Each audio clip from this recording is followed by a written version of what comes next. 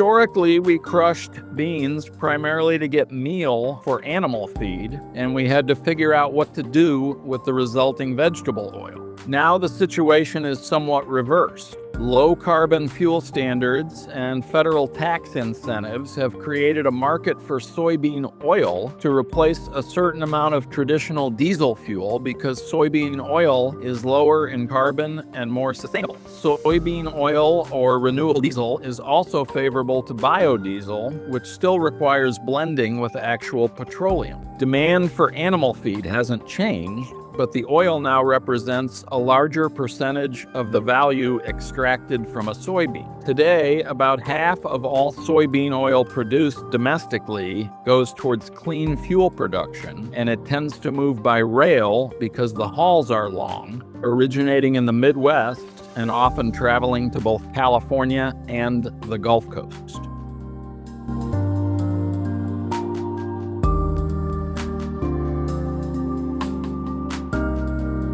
The nickname for the four largest players is ABCD, and it refers to ADM, Bunge, Cargill, and Dreyfus, which is Louis Dreyfus. But other significant players include Bartlett, Landis, Cenex Harvest States, Ag Processing, JD Heiskell, and Incobraza. MRC leases railcars to most of these companies. The crush facilities tend to be situated near the soybeans, which is optimal from the perspective of transportation cost. Most of the major facilities are in the Dakotas, Minnesota, Iowa, Nebraska, Illinois, and Ohio. Some plants are quite old, but there's been a lot of new capacity added in recent years. This includes expansions at existing locations as well as brand new facilities. Recent greenfield projects have required an investment in the $350 million to $500 million range.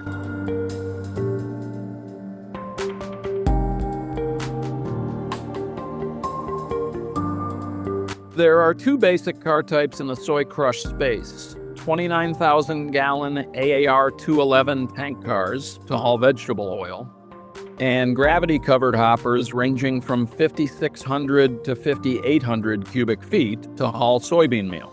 Until recent years, the preferred covered hopper was smaller at around 5,400 cubic feet, but this car is proving to be suboptimal relative to the density of the commodity. All the major builders manufacture covered hoppers specifically for soybean meal, and most of them build veg oil tanks as well. The primary manufacturers are FreightCar America, Greenbrier, National Steel Car, and Trinity.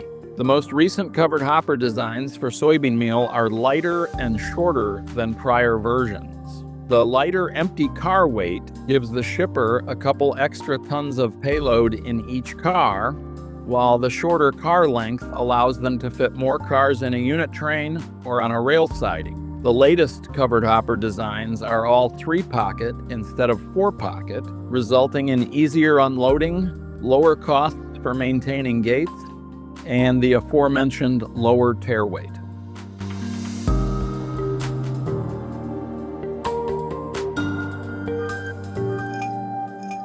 In the past few years, MRC has built cars for soy crush shippers with FreightCar, with Greenbrier, with National, and with Trinity. We've done both build-to-order transactions and spec builds, and we've built both soybean meal covered hoppers and veg oil tanks. Without exception, the shippers have been pleased with these cars. With the covered hoppers in particular, they're happy with both the payload, which is now approaching 112 tons per car, and the ease of both loading and unloading. MRC positioned itself nicely by working with one of the builders to provide a test car, where we have just one newly built covered hopper, which shippers can use for a couple trips to make sure the car meets expectations for payload and ease of use. The car just arrived at its third shipper this week, and we have 2 or 3 more parties who will test it as soon as it's available again. One of the prior users has already placed an order with MRC after successfully testing this car.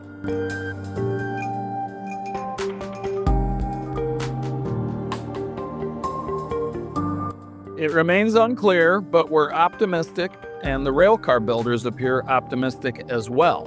they've been making small refinements to their soybean meal-covered hoppers in anticipation of future build opportunities. On the shipper side, in MRC's recent meetings with various soy crush players, we've heard several hints about growth plans, but there haven't been any significant new projects announced thus far. Renewables legislation will also be a key factor in whether there's more growth, much like we experienced with ethanol 20-plus years ago.